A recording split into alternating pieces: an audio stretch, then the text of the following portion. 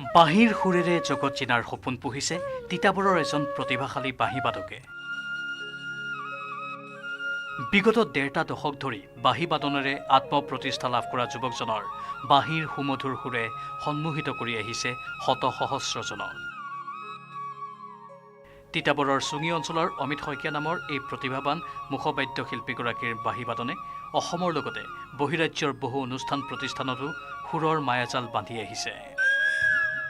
অসমৰ বাঁহীক ৰাষ্ট্ৰীয় পৰ্যায়ত প্ৰতিষ্ঠা কৰা অমিত শইকীয়াই অসমৰ লগতে মণিপুৰ, দিল্লী, হাৰিয়ানা, তেলেংগানা আদি ৰাজ্যতো একাধিক অনুষ্ঠান পৰিৱেশন কৰি শ্ৰোতা দৰ্শকক মন্ত্ৰমুগ্ধ কৰি আহিছে।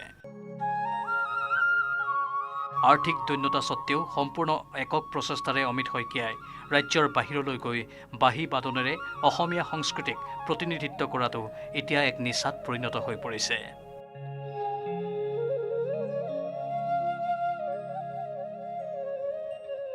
পোন্ধৰ বছৰমান হৈ গ'ল ইয়াৰ লগতে জড়িত হৈ আছোঁ। বিভিন্ন অঞ্চলত বিভিন্ন ৰাজ্যত গৈছোঁ।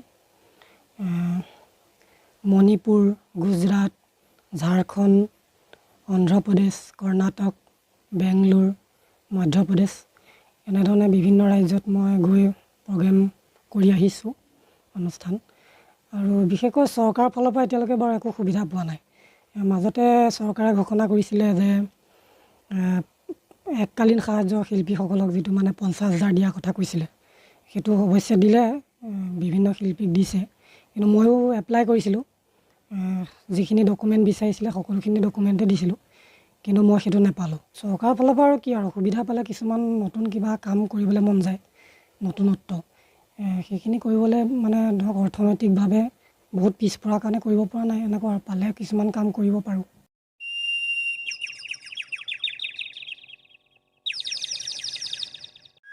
বিশেষকৈ পুৰণি সুমধুৰ গীতসমূহক বাঁহীৰ সুৰেৰে নিগৰাই এক সাংগীতিক পৰিৱেশ সৃষ্টি কৰাত অমিত শইকীয়া বিশেষভাৱে পাকৈত। ইতিমধ্যে বাঁহী বাদনৰ স্বীকৃতি হিচাপে অসম সাহিত্য সভাৰ লগতে বহু অনুষ্ঠান প্ৰতিষ্ঠানে মান্যতা প্ৰদান কৰিছে অমিত শইকীয়া।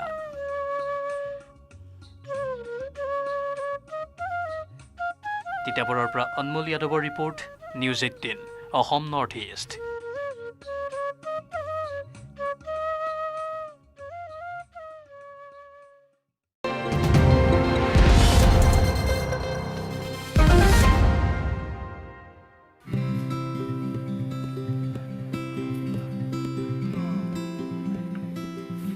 ৰাষ্ট্ৰীয় তথা আন্তঃৰাষ্ট্ৰীয় বজাৰ দখল কৰিবলৈ সক্ষম হৈছে অসমৰ বাঁহৰ পৰা উৎপাদিত সামগ্ৰীয়ে। এতিয়া অসমৰ বাঁহৰ সামগ্ৰী ৰপ্তানি হ'ব বহিৰাজ্য তথা বিদেশলৈ। বাঁহৰ পৰা উৎপাদিত সামগ্ৰীৰ ক্ষেত্ৰত বিখ্যাত আছিল কামৰূপ জিলাৰ বাইহাটা চাৰিআলিৰ বাৰেদলা গাঁও। এই গাঁওখনতেই প্ৰায় 30 বছৰ আগৰ পৰা নিৰ্মাণ কৰি আহিছিল মুৰ্গীৰ পোৱালি সৰবৰাহ কৰা খাচা বা খোখা। এই খোখা নিৰ্মাণ কৰি গাঁওখনৰ প্ৰতিটো পৰিয়ালে সপ্তাহত উপাৰ্জন কৰিছিল 2000ৰ পৰা 2500 টকা। এতিয়া গাঁওখনৰ এই বাঁহ শিল্পক আগবঢ়াই নিয়াত সহায় কৰিছে north east cane and bamboo development ছ'চাইটিয়ে। এই ছ'চাইটিৰ সহযোগত গাঁওখনৰ পৰা প্ৰাৰম্ভিক পৰ্যায়ত বহিৰাজ্যলৈ ৰপ্তানিৰ বাবে সাজু হৈছে 5000 বাঁহৰ ঝাৰু। পোনপ্ৰথমতে আমাক north east cane and bamboo development কাউন্সিলে আমাক ইয়াৰ ওপৰত ট্ৰেইনিং দিছিলে। কিন্তু ট্ৰেইনিং দিছিলে যদি আমি অলপ চলপ ঝাৰু বিক্ৰী কৰি আছিলোঁ, কিন্তু ইমান ডাঙৰ কৰি আমি অৰ্ডাৰ পোৱা নাছিলোঁ। শেহতীয়াভাৱে north east cane and bamboo development কাউন্সিলে আমাক এই অৰ্ডাৰটো দিছে। তেওঁলোকে কৈছে কি আমাৰ এই ঝাৰুটো দিল্লীলৈকে যাব, গতিকে আমি এতিয়া 5000 ঝাৰু আমি প্ৰায় ৰেডি হৈছে। এতিয়া আমি 2 দিনৰ ভিতৰতে পঠাম আৰু। কেৱল ইমানেই নহয়, সুদূৰ আমেৰিকাৰ লছ এঞ্জেলিছৰ পৰা এগৰাকী মহিলাই নিজে আহি অৰ্ডাৰ দিছে 1000 বাঁহেৰে নিৰ্মাণ কৰা বাঁহৰ basket. I was born in Hyderabad. I moved to LA 25 years ago. And, with we've seen the devastations of climate change. So everybody is trying to do their part in, protecting the environment. So, and composting is a big deal. Everybody can do it in their own home. But, you know, we usually use plastic bins or something that's not environmentally friendly. So I thought about this unique idea. So I'm experimenting with this basket made from bamboo. And I've been in touch with Mr. Pulak, and he's been very gracious. He helped, you know, create this with master artisans per my specifications, and it's come out wonderful. So we're also working with a person in Kerala for a natural coat for it. How many pieces you will order? If I like the way it's done, and if everything works out, it'll be in thousands and thousands. Fast pace. Yes, very fast. So I need to go back. I need to get a prototype that I'm looking for. I'm going to go back and, you know, talk to the retailers there. And if it clicks, it's going to be, I will have to work with this cluster to make thousands and thousands of baskets done.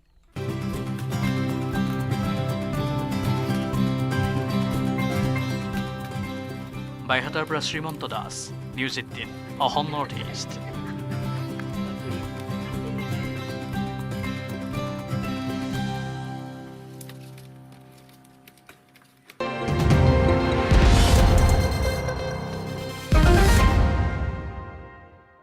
এতিয়া কহুৱা ফুলৰ বতৰ।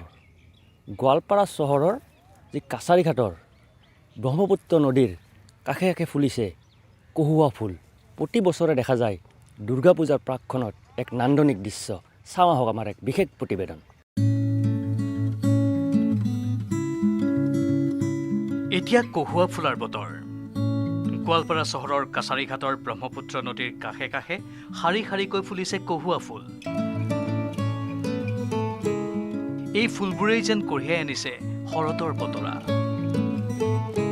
ব্ৰহ্মপুত্ৰৰ কাষে কাষে ফুলা এই কহুৱা ফুলবোৰ বতাহত হালি জালি প্ৰকৃতিৰ এক মনোৰম দৃশ্যৰ সৃষ্টি কৰিছে আৰু উজ্জীৱিত কৰি তুলিছে ডেকা গাভৰুৰ মন। ডক্টৰ ভূপেন হাজৰিকাই গাইছিল, কহুৱা বন মোৰ অশান্ত মন। এইটো সদায় মানে প্ৰত্যেক বছৰে এনেকুৱা পূজাৰ প্ৰাক মুহূৰ্ততে এনেকুৱা ওলায়, খুবেই ভাল লাগে। আমি বিচাৰোঁ যে মানুহে যাতে আহি কেনে চাই ইয়াৰে মানে খুবেই ভাল পাব আহি কেনে। এনে মানুহ আহি থাকে, ফটো চটো উঠি থাকে। আজিকালিতো বহুত ইউটিউবাৰ ওলাইছে, ইউটিউবাৰবিলাকে আহি কেনে ইয়াতে ভিডিঅ' চিডিঅ' বনাই থাকে। খুব ধুনীয়া লাগে। পূজা আহি গ'ল যেনে লাগি যায় দেখাৰ লগে লগে। ফুলৰ সুবাসে মানুহৰ মনত অফুৰন্ত প্ৰেৰণা যোগায়। ৰাজ্যখনত সংঘটিত হৈ থকা প্ৰাকৃতিক দুৰ্যোগ, মহামাৰী আৰু দুৰ্ঘটনাসমূহ নিপাত যাওক, শৰতৰ বতৰত সেয়াই এতিয়া সকলোৱে কামনা কৰিছে। গোৱালপাৰাৰ পৰা Rinku Das, news 18, Assam north east.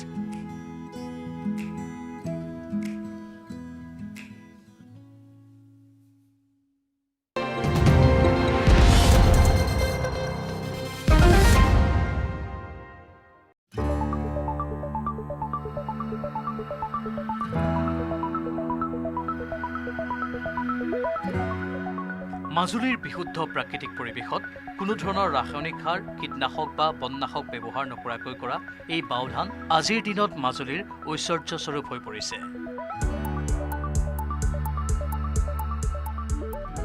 হায়দৰাবাদৰ এটা কোম্পানীয়ে মাজুলীৰ ৰঙা বাও চাউল মাজুলীৰ পৰা নি অষ্ট্ৰেলিয়া, USA, বেলজিয়াম আৰু জাপানত বিক্ৰীৰ বাবে উদ্যোগ লৈছে।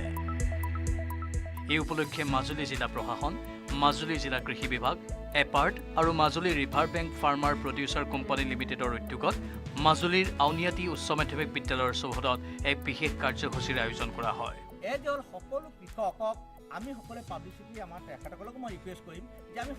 এই কাৰ্যসূচীৰ আনুষ্ঠানিক শুভাৰম্ভণি কৰে মাজুলী জিলাৰ অতিৰিক্ত উপায়ুক্ত বিপুল দাসে।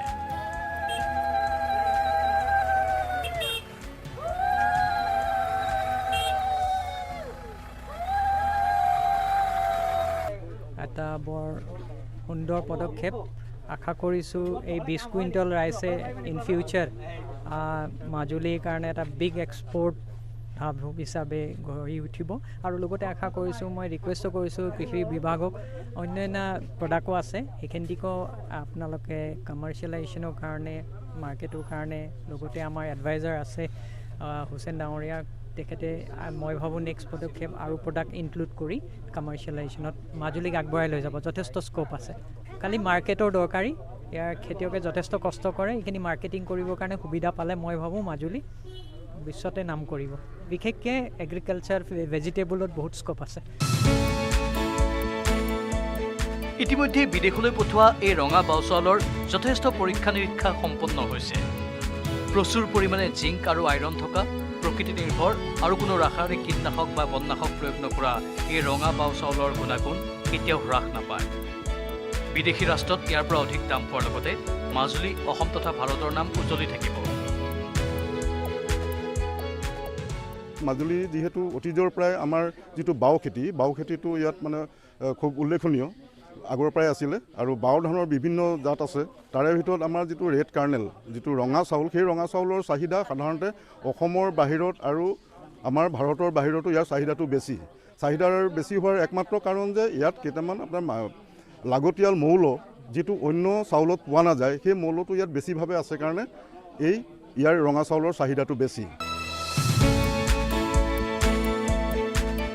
ৰঙা চাউলৰ সমান্তৰালকৈ পৰ্যায়ক্ৰমে সৰিয়হৰ তেল গুড় নহৰু আৰু উখোৱা চাউল নেমু আদিও বিদেশলৈ ৰপ্তানি কৰি কৃষকসকলক আগবঢ়াই নিয়াৰ বাবে এক প্ৰচেষ্টা চলি থাকিব বুলি উদ্যোক্তাসকলে জানিবলৈ দিয়ে মাজুলীৰ পৰা ভাস্কৰ জ্যোতি কটকীৰ report news 18 Assam north east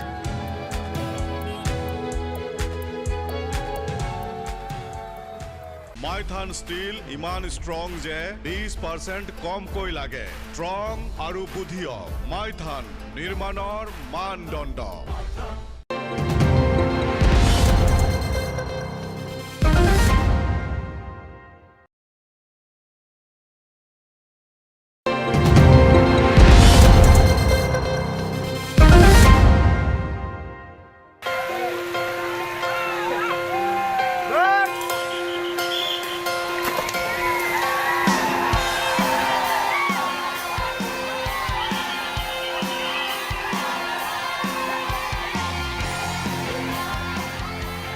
এয়া কোনো অত্যাধুনিক সুইমিং পুলৰ দৃশ্য নহয় অথবা কোনো নগৰীয়া পৰিৱেশত অনুষ্ঠিত কৰা প্ৰতিযোগিতাও নহয় এয়া হৈছে স্বচ্ছ গাঁও মাৰিয়ামপুৰৰ বৃহৎ ইকো টুৰিজম লেকৰ চৰকাৰী আঁচনি অবিহনে গাঁওবাসীৰ নিজস্ব প্ৰচেষ্টাত নিৰ্মাণ কৰা হৈছে সুইমিং পুল প্ৰায় 61 বিঘাৰো অধিক পৰিসৰৰ বৃহৎ পুখুৰীত অনুষ্ঠিত কৰা হৈছে সাঁতোৰ প্ৰতিযোগিতা সাঁতোৰ প্ৰতিযোগিতাত গাঁও অঞ্চলৰ পৰা কেইবাগৰাকীও প্ৰতিযোগীয়ে অংশগ্ৰহণ কৰাৰ লগতে প্ৰতিযোগিতা উদ্বোধন কৰে দুধনৈ সমষ্টিৰ বিধায়ক যাদৱ শইকীয়াৰীয়ে আনহাতে গাঁওবাসীয়ে বৃহৎ পুখুৰীৰ পাৰৰ প্ৰাকৃতিক পৰিৱেশত নিৰ্মাণ কৰিছে এক বনভোজস্থলী লগতে গাঁওখনক সুন্দৰ ৰূপত সজাই পৰাই তোলাৰ বাবে অহৰহ কাম কৰি আহিছে গাঁওবাসীয়ে অৱশ্যে কোনো চৰকাৰী অনুদান অবিহনে একক প্ৰচেষ্টাত গাঁওবাসীয়ে সজাই তুলিছে সুইমিং পুলৰ লগতে পুখুৰীটো ইয়াতে এনেকুৱা হৈছে বৰ্তমানলৈকে আমি কোনো ধৰণৰ ৰাজসাহায্য পোৱা নাই এইটো হ'ল আমাৰ ৰাজহুৱাভাৱে নিজস্ব পৰিকল্পনাৰে আমাৰ যিসকল মানে খেলুৱৈ সেই খেলুৱৈসকলক আগুৱাই নিয়াত আজি গ্ৰাম্য অঞ্চলৰ পৰা নিশ্চয় ইয়াত খেলি নিশ্চয় জিলা পৰ্যায়লৈকে আগুৱাই যাব জিলা পৰ্যায়ৰ পৰা হয়তো তেওঁলোকে মানে ষ্টেট লেভেললৈকে যোৱাৰ সুবিধাখিনি এই মঞ্চখিনি দিয়া হৈছে লগতে নিশ্চয় এই মানে যিটো খেল অনুষ্ঠিত হৈ আছে ইয়াৰ জৰিয়তে নিশ্চয় আমাৰ চৰকাৰীভাৱেও আমাৰ যিটো মানে খেল অনুষ্ঠিত হৈ আছে সেই অনুষ্ঠিত হোৱাৰ দেখি নিশ্চয় ৰাজসাহায্য নিশ্চয় দিব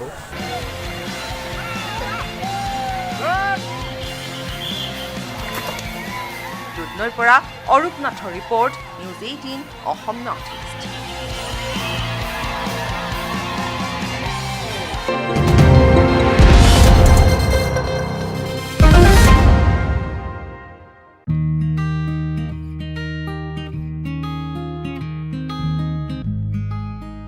অৱশেষত প্ৰত্যাশিতভাৱে পূৰণ হ'ল ঐতিহ্যমণ্ডিত শ্ৰী শ্ৰী আঠখেলীয়া নামঘৰে দীৰ্ঘদিনে ভুগি অহা এক বৃহৎ অভাৱ এতিয়াৰে পৰা শ্ৰী শ্ৰী আঠখেলীয়া নামঘৰলৈ দূৰ দূৰণিৰ পৰা আগমন ঘটা ভকত বৈষ্ণৱে তৃষ্ণা নিবাৰণৰ বাবে নামঘৰৰ চৌহদতে লাভ কৰিব বিশুদ্ধ খোৱা পানী ৰাজ্য চৰকাৰৰ অসম দৰ্শন আঁচনিৰ অধীনত শ্ৰী শ্ৰী আঠখেলীয়া নামঘৰৰ চৌহদত দেওবাৰে দৰ্শনাৰ্থীৰ বাবে আনুষ্ঠানিকভাৱে মুকলি কৰা হয় বিশুদ্ধ খোৱাপানীৰ প্ৰকল্পটো। ৰাজ্যৰ বিত্ত আৰু সমাজ কল্যাণ বিভাগৰ মন্ত্ৰী অজন্তা নেওগে এক মাংগলিক পৰিৱেশৰ মাজত দেওবাৰে মুকলি কৰে খোৱাপানী প্ৰকল্পটো। সৰ্বমুঠ 10 লাখ টকা ব্যয় সাপেক্ষে নিৰ্মিত খোৱাপানী প্ৰকল্পটো উদ্বোধন কৰি মন্ত্ৰী অজন্তা নেওগে শ্ৰী শ্ৰী আঠখেলীয়া নামঘৰৰ উন্নয়নৰ স্বাৰ্থত ভৱিষ্যতে আৰু অধিক পৰিকল্পনাৰ বিষয়ে দোহাৰে। মন্ত্ৰীগৰাকীয়ে খোৱাপানী প্ৰকল্পটো উদ্বোধনৰ প্ৰাক মুহূৰ্তত আঠখেলীয়া প্ৰভুৰ শ্ৰীচৰণত সেৱা জনাই ৰাজ্যবাসীৰ মংগল কামনা কৰে। নামঘৰ চৌহদতে অনুষ্ঠিত এখন সভাত নামঘৰ পৰিচালনা সমিতিৰ লগতে একাংশ ধৰ্মীয় অনুষ্ঠানৰ বিষয়ববীয়াই বিত্তীয় মন্ত্ৰী অজন্তা নেওগক সম্বৰ্ধনা জ্ঞাপন কৰে। উল্লেখযোগ্য যে শ্ৰী শ্ৰী আঠখেলীয়া নামঘৰৰ আধুনিকীকৰণ প্ৰায় সম্পূৰ্ণ হৈ উঠিছিল যদিও খোৱাপানীৰ সমস্যাৰ বাবে বিগত সময়ছোৱাত দৰ্শনাৰ্থীসকলে অসুবিধাৰ সন্মুখীন হৈ আহিছিল। কিন্তু দেওবাৰে নামঘৰ চৌহদত বিশুদ্ধ খোৱাপানী প্ৰকল্পটো মুকলিৰ লগে লগে উৰ পৰে দীৰ্ঘদিনীয়া এক সমস্যাৰ। যিটো অসম দৰ্শন আঁচনি তাৰ জৰিয়তে নামঘৰভাগীয়ে 10 লাখ টকা পাইছিলে, তাৰ তেখেতসকলে এটা খোৱাপানী আঁচনি নিৰ্মাণ কৰি উলিয়াইছে। তাৰ শুভ উদ্বোধন কৰিবলৈ পাই মই সঁচাকৈ আনন্দিত হৈছোঁ। আৰু এই কাৰ্যসূচীটোৱে এই নামঘৰভাগীত যিসকল দূৰ দূৰণিৰ পৰা ভক্তপ্ৰাণ ৰাইজ আহে তেখেতসকল যথেষ্টখিনি ইয়াৰ পৰা তেওঁলোক সুফল লাভ কৰিব পাৰিব। মই এই অনুষ্ঠানটোৰ আচলতে গুৰুজনাই 550 বছৰ আগত নামঘৰ প্ৰতিষ্ঠা কৰি পেলাই গোটেই আমাৰ সমাজখনক এক কৰি থৈ গৈছে। গতিকে আৰু সেই মানে গুৰুজনাক আজি আমি সকলোৱে সেৱা জনাইছোঁ আৰু আশা কৰিছোঁ যে গুৰুজনাৰ যি বাণী সেই আমি আচলতে আমাৰ গোটেই বিশ্বতে আমি গুৰুজনাক বিশ্বগুৰু হিচাপে আমি প্ৰতিষ্ঠা কৰিব লাগে। 2020 চনৰ 24 তাৰিখে আমাক দিছপুৰত গৈ পেলাই এখন আমাৰ 10 লাখ টকাৰ এটি অনুদান অসম দৰ্শনৰ ফালৰ পৰা আগবঢ়ালে আমাৰ অসমৰ মাননীয় বিত্তমন্ত্ৰী অজন্তা বাইদেৱে আমাৰ এই খোৱাপানী ব্যৱস্থাটো উদ্বোধন কৰি ৰাইজৰ বাবে আগবঢ়ালে।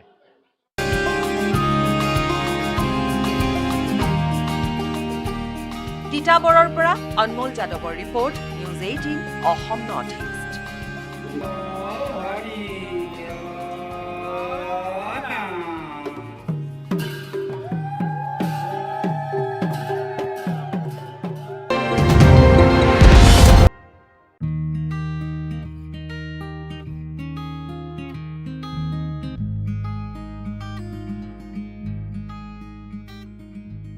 শিৱসাগৰৰ লুণপুৰীয়া গাঁৱত ভাস্কৰ্য শিল্পী প্ৰদীপ গগৈয়ে একক প্ৰচেষ্টাৰে গঢ়ি তুলিছে এটা মনোৰম হস্তশিল্প সংগ্ৰহালয় আৰু কিতাপঘৰ।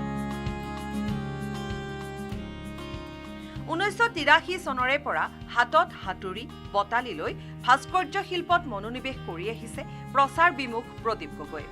তেওঁৰ হাতৰ পৰশত প্ৰাণ পাই উঠা শ শ ভাস্কৰ্য নৱনিৰ্মিত সংগ্ৰহালয়টোত সংৰক্ষণ কৰাৰ লগতে এটা মহলাত স্থাপন কৰিছে এটি পুথিভঁৰাল। অশেষ কষ্টৰে ৰাধা কৃষ্ণ, সুধাকণ্ঠ ডক্টৰ ভূপেন হাজৰিকা, কবিগুৰু ৰবীন্দ্ৰনাথ ঠাকুৰ, অসম সাহিত্য সভাৰ প্ৰথমগৰাকী সভাপতি পদ্মনাভ গোহাঁই বৰুৱাকে আদি কৰি বহু বৰেণ্য ব্যক্তিৰ প্ৰতিকৃতি নিজ হাতেৰে নিৰ্মাণ কৰাৰ লগতে জীৱ-জন্তু, অসমীয়া সংস্কৃতিৰ সৈতে জড়িত বহু সামগ্ৰী ভাস্কৰ্য শিল্পৰে তুলি ধৰিছে গগৈয়ে। এই আটাইবিলাক ভাস্কৰ্য সংৰক্ষণৰ লগতে তৰুণ প্ৰজন্ম আৰু পৰ্যটকক দেখুৱাবলৈ প্ৰদীপ গগৈয়ে একক প্ৰচেষ্টাৰে আটক ধুনীয়াকৈ নিৰ্মাণ কৰিলে হস্তশিল্প সংগ্ৰহালয় আৰু কিতাপঘৰ। এই সংগ্ৰহালয়ে যেন এতিয়া হাত বাউলি মাতিছে পৰ্যটকক। প্ৰয়াত পিতৃ মণিৰাম গগৈ আৰু সহধৰ্মিনী দীপালী গগৈৰ স্মৃতিত নিৰ্মাণ কৰা সংগ্ৰহালয়টো অহা 3 অক্টোবৰত আনুষ্ঠানিকভাৱে দৰ্শকৰ বাবে মুকলি কৰিব বুলিও শিল্পীগৰাকীয়ে সদৰি কৰিছে।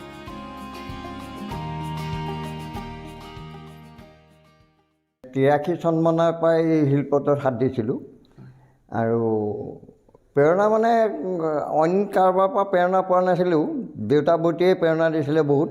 দেউতাই কৈছিলে হেৰৌ এইবোৰ বনাইছতে দি এই দিন যোৱা বস্তু কিছুমান বনাবি, তেতিয়াই তোৰ নামটো থাকিব এনেকৈ বুলি কৈছিলে সৰহভাগ সময় আমি পেটৰ কাৰণে যুঁজোতেই গ'ল তাৰ মাজতে গুৰুত্বপূৰ্ণ কথা হ'ল কি সময়টো অপব্যয় নকৰোঁ মই নিচেকৈ মই 10 মিনিট সময় মই এই ৰ'দ দিছে বুলি 10 মিনিট সময় বহি নাথাকোঁ বৰষুণ দিছে বুলি মই 10 মিনিট সময় বহি নাথাকোঁ এই সময়ৰ মূল্যটো বুজি সময় অমূল্য সময় অযথা নষ্ট নকৰি এই কিবা কিবি কামতে ব্যস্ত থকাৰ তাতেই মোৰ বস্তুখিনি সৃষ্টি হয়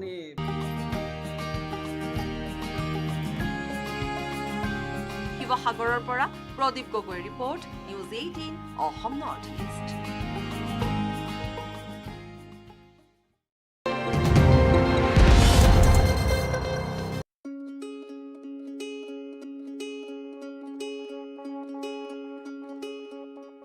জাজৰি গ্ৰীণ ভেলী পাব্লিক স্কুলৰ প্ৰশংসনীয় পদক্ষেপ গ্ৰামাঞ্চলৰ ৰাইজৰ বাবে আগবঢ়াই বিনামূলীয়া চকু চিকিৎসা শিবিৰ শতাধিক ৰোগীয়ে চকু পৰীক্ষা কৰায় এই শিবিৰত নগাঁও জিলাৰ জাজৰি গ্ৰীণ ভেলী পাব্লিক স্কুলৰ প্ৰশংসনীয় পদক্ষেপ গ্ৰামাঞ্চলৰ ৰাইজৰ বাবে বিনামূলীয়া চকু চিকিৎসা শিবিৰ কোভিডকালীন পৰিৱেশৰ বাবে গ্ৰামাঞ্চলৰ বহু ৰাইজে চহৰাঞ্চলত আহি চিকিৎসা কৰাটো কিছু সমস্যা হৈ পৰিছে সেয়েহে নগাঁও জিলাৰ জাজৰিত অৱস্থিত গ্ৰীণ ভেলী পাব্লিক স্কুলে গ্ৰহণ কৰিছে এক প্ৰশংসনীয় পদক্ষেপ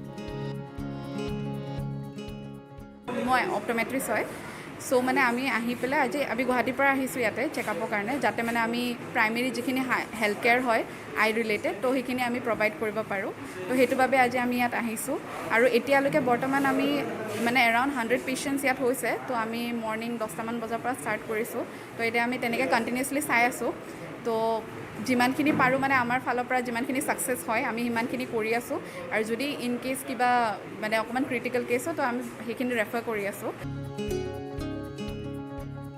জাজৰিৰ গ্ৰীণ ভেলী পাব্লিক স্কুল প্ৰাংগণত গ্ৰামাঞ্চলৰ ৰাইজৰ বাবে দেওবাৰে এটি বিনামূলীয়া চকু চিকিৎসা শিবিৰ সম্পন্ন কৰা হয় ৰহমান ফাউণ্ডেশ্যনৰ উদ্যোগত আৰু ভিবজিঅৰ এণ্ড নিউ হোপ নামৰ স্বেচ্ছাসেৱী অনুষ্ঠানটিৰ সহযোগত এই শিবিৰটো অনুষ্ঠিত হয় পুৱাৰ পৰা আৰম্ভ হোৱা শিবিৰটি শুভাৰম্ভ কৰে হাতীচুং জিলা পৰিষদৰ সদস্যা সীমাৰেখা ভৰালীয়ে গ্ৰীণ ভেলী পাব্লিক স্কুলৰ শিক্ষক শিক্ষয়িত্ৰীয়ে আধৰা আৰু ৰহমান ফাউণ্ডেশ্যনৰ মেনেজিং ট্ৰাষ্টি নাজিমা বেগমৰ পৰিচালনাত অনুষ্ঠিত শুভাৰম্ভণী অনুষ্ঠানত অঞ্চলৰ কেইবাগৰাকীও বিশিষ্ট ব্যক্তি উপস্থিত থাকে আজি এই চকু চিকিৎসা শিবিৰৰ জৰিয়তে আমি গাঁও অঞ্চলৰ লোকৰ মাজত চকুৰ ৰোগ আৰু সুৰক্ষা সম্পৰ্কে এটা জাগৰণ আনিব চেষ্টা কৰিছোঁ বিনামূলীয়া সম্পূৰ্ণ হয় হয় বিনামূলীয়া উল্লেখযোগ্য যে প্ৰায় শতাধিক চকু ৰোগীক এই শিবিৰত চকু পৰীক্ষা কৰে ভিবজিঅৰ এণ্ড নিউ হোমৰ নেত্ৰ বিশেষজ্ঞ প্ৰাণজিৎ গোস্বামী হিমানিছ বৰুৱা আশিষ ফুকন আৰু সংগীতা দাসে এনেধৰণৰ মানৱ কল্যাণমূলক স্বাস্থ্য শিবিৰ গ্ৰাম্য অঞ্চলত আয়োজন কৰাৰ বাবে স্থানীয় ৰাইজে স্বেচ্ছাসেৱী অনুষ্ঠান দুটিৰ শলাগ লয় বেবেজিয়াৰ পৰা ভাস্কৰ জ্যোতি শইকীয়াৰ report news 18 Assam north east Maithan steel ইমান ষ্ট্ৰং যে 20% কমকৈ লাগে ষ্ট্ৰং আৰু বুদ্ধিয় মাইথান নিৰ্মাণৰ মানদণ্ড